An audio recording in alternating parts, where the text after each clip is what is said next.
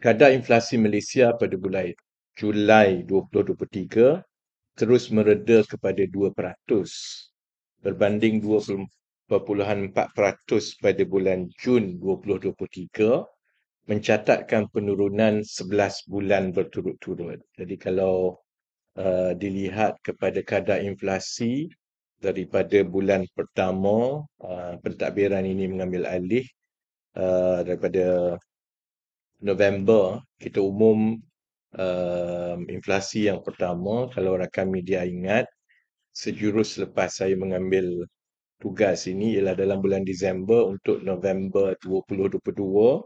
Pada ketika itu kadar inflasi 4%. Kerana kenaikan mendadak inflasi ini berlaku dalam 5-6 bulan tahun 2022. Daripada April 2022, dia memuncak ke Ogos 2022.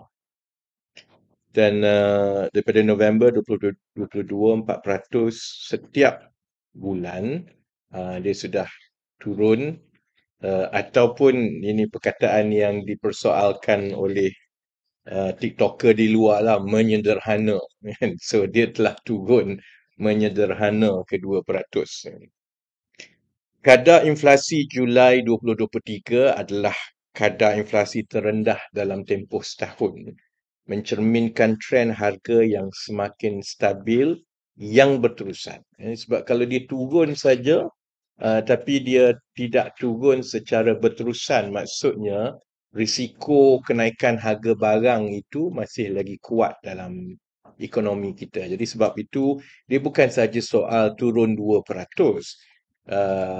Bagi saya pencapaian yang perlu kita teruskan ialah trend ini berterusan selama 11 bulan berturut-turut. Bermakna risiko kenaikan harga barang yang menyebabkan masalah-masalah kos sara hidup yang sebelum ini kita lihat tahun lepas, risiko itu semakin berkurang. Kategori makanan dan minuman bukan alkohol menyumbang kepada bahagian terbesar perubahan inflasi pada kadar 4.4%, iaitu telah turun hampir 3% daripada 6.8% pada Disember 2022 kepada 4.4% pada bulan Julai 2023. Kalau rakan media dan juga orang ramai boleh hargai bahawa kadar inflasi yang diumumkan setiap bulan itu ialah satu kadar ataupun indeks yang komposit.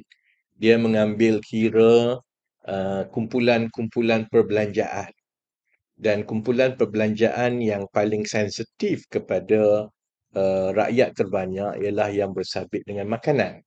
Makanan secara besarnya itu diwakili oleh satu kumpulan yang dipanggil makanan dan minuman bukan alkohol. Pada bulan-bulan awal pentadbiran ini ambil alih kerajaan, kita pun bimbang juga kerana walaupun ada trend penurunan, tetapi trend penurunan bagi kumpulan makanan dan minuman bukan alkohol itu lebih perlahan berbanding dengan yang lain. Jadi menunjukkan bahawa sudah tentu kalau inflasi pun turun, tetapi kumpulan yang paling sensitif iaitu makanan dan minuman bukan alkohol dan juga makanan siap yang dekat restoran. Yang itu yang selalunya menyebabkan orang selalu tanya, kenapa inflasi turun tapi kita orang rasa macam harga tak turun. Itu disebabkan lain-lain kumpulan harga tu, kumpulan barang itu dia turun pada kadar yang lain-lain. Jadi selepas 11 bulan, Alhamdulillah, saya agak lega lah kerana kita mula nampak penurunan harga. Okay, let me rephrase it. Bukan penurunan harga, penurunan inflasi. Itu juga mula ada kesan yang besar kepada kumpulan makanan dan minuman bukan alkohol. Itu saya ambil kesempatan pada hari ini untuk berkongsi bahawa satu kertas dasar sedang dibangunkan dan sebenarnya dah hampir siap lah, yang bertujuan untuk mengambil jalan dan mencadangkan kepada kerajaan bagaimana untuk kita mengurangkan approved permit ataupun AP dan juga import permit. Di kalangan masyarakat ni dia ingat kita ada permit yang mahal. Dia ingat AP je. Sebab dulu orang ingat untuk bawa barang luar masuk, orang ingat kereta je lah kan perlu ada AP masuk. Sebenarnya ada dua permit, kategori permit ni. Satu approved permit, satu import permit. Kedua-dua ini perlu dikaji secara terperinci dan Kementerian Ekonomi telah mengambil masa 5-6 bulan dah kita sebenarnya sebab dia tak boleh kata sekaligus hapus terus ataupun tutup sana tutup sini. Kita kena tengok di seluruh rantaian bekalan itu. The whole value chain tu kita kena tengok sebab kita juga nak pastikan supaya tidak ada gangguan. Kalau kita contohnya kalau ada satu barangan yang sebenarnya ada 2-3 saja importer. Never mind the fact that before this they get the AP or IP ataupun dia saja yang dapat lah. Tapi kalau kita kerat terus dan pasaran atau industri tidak bersedia lagi untuk memastikan ada pemain baru, maka itu akan menyebabkan ada gangguan kepada bekalan. Jadi sebab itu kita ambil masa 5-6 bulan yang lepas. Memang panjang lah cerita dia because I think kita ada berpuluh-puluh yang perlu dikaji satu persatu. Sebab itu saya tak sebut lagi sebelum ini. But I think now the paper is almost done and ready.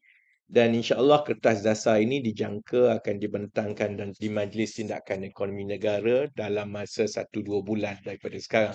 It is waiting for the slotting at the M10 dan dengan keputusan dasar yang akan dicapai di peringkat kerajaan insya-Allah dengan mengurangkan atau menghadkan AP dan IP, kerajaan berharap akan terus dapat bukan saja mengawal inflasi seperti yang berlaku sekarang, kita juga berharap semakan semula kepada AP dan IP ini akan dapat menurunkan harga barang khususnya barang import.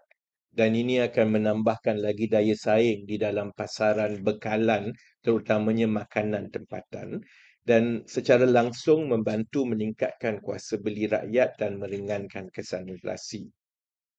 Seperti juga ada ruang untuk kita baiki peraturan-peraturan bersifat anti-monopoli dan juga persaingan untuk memastikan pasaran yang lebih berdaya saing dan tumpuan ini iaitu dengan secara berterusan untuk kita nilai kemampanan setiap sektor dan industri terutamanya yang bersabit dengan makanan. Kita berharap dengan meningkatkan persaingan dan kemampanan industri ini, harga barang dan perkhidmatan akan menjadi lebih berpatutan.